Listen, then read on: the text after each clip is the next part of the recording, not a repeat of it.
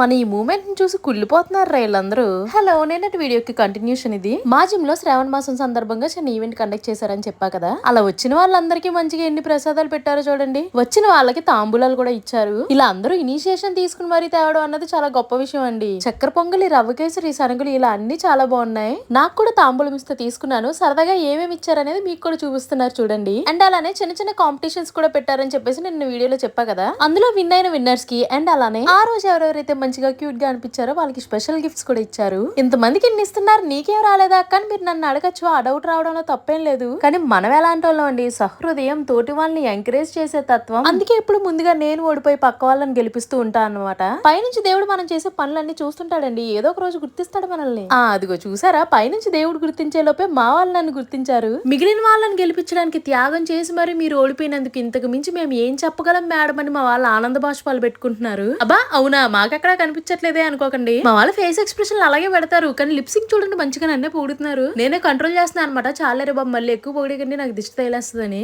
ఏంటోనండి, మంచితనం మొదటి నుంచి నాకు అలా అలవాటు అయిపోయింది. ఏం చేయలేము. ఇంకా మాన్సి అని నా తోటి కంటెంట్ క్రియేటర్ మనలాగే తట్టుకోలేక అక్కడికి గిఫ్ట్ ఓపెన్ చేస్తుంది. మీకు కూడా అలాంటి ఎగ్జైట్మెంట్ ఉంటుందా? కమెంట్ చేసేయండి. ఓకే మరి, బాయ్.